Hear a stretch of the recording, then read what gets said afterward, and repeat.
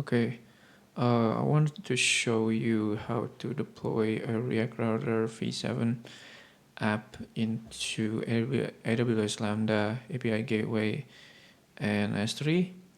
S3 just means that yeah, I would cover it, but I won't go over it more. But yeah, it's just basically S3 for the static files that are pre-rendered, or I don't know, like images and things like that. And then those things are going into the CDK, and then this CDK will need to have a handler to be able to serve the React router files, and then yeah, React router goes to pconfig. I will have the demo in here, and also this is the site that it's shown that it's working, and also I will have the repository in the description below also, just so that you will have more details if you want to take a look or replicate. Although that this is just a basic sample landing page. There are some things that I've been trying to working on. But yeah, let's go over to the React router part. To the React router part, it's simple. It's just the app, and with a bunch of routes, some the meta, and it's in the routes. It's just like this. Um, and yeah, it's a React router v7, and at the home I would just specify the meta function, just so that the the meta is the React router app, and it would go things like that. Hold on. Meta, new title, name, description, welcome to React router. And if I just change it to, but yeah, it's just, this is already deployed. So let me actually run dev to app name, Ghani. Okay, then it's just localhost 3000, I think. Yeah, 3000. Then the elements, the descriptions just will change. Yeah, that's how I just read Router P7. And then about the CDK part. Yeah, I would say what CDK of it config. There's also some pin config related to the CDK, but I will go over CDK first. In the CDK part, I will just have the stack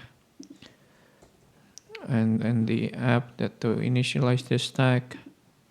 This one is, then the stack has three components, which is the first is the Lambda, and then the S3 static content, and then the API gateway.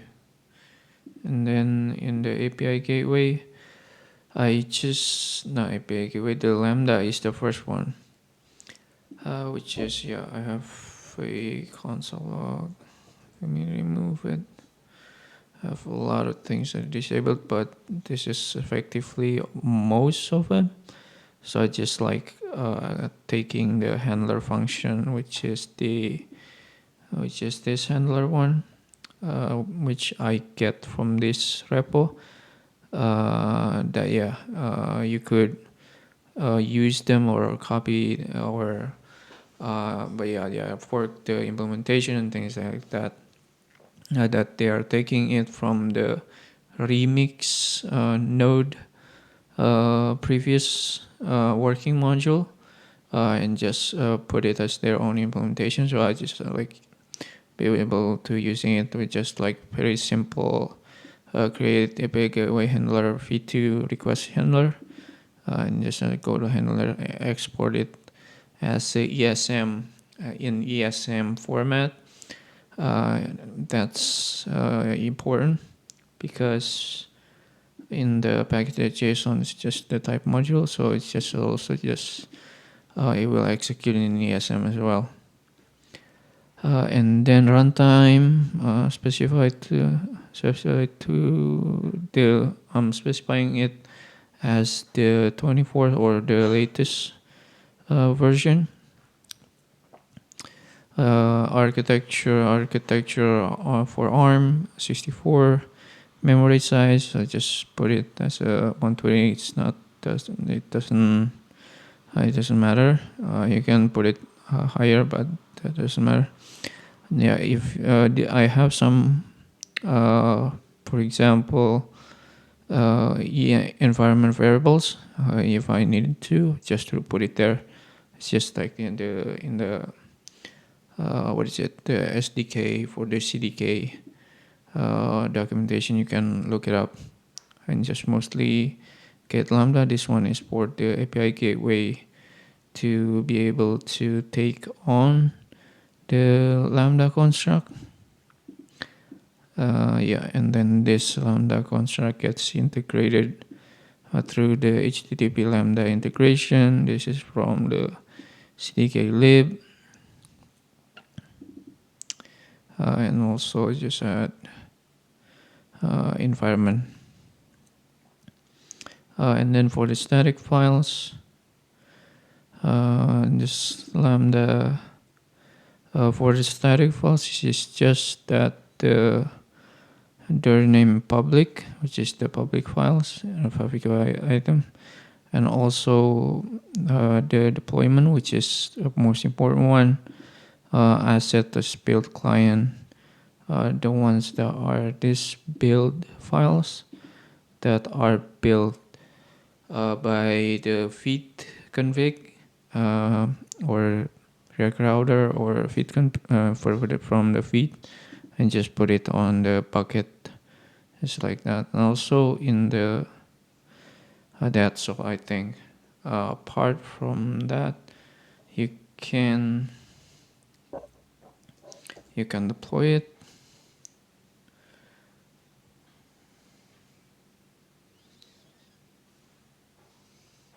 Okay, the deployment is completed, so I will just copy the link over and see what's changed about this. The ones that we did earlier. The description is changed, and just the description and the title from the meta. So yeah, this is just about it. Also, what I mentioned about the feed config, so that it's just that the base needs to be pointed towards the S3 URL. So in a way, if you have this from the CDK construct static files, this will create the bucket, and then this bucket will be needed to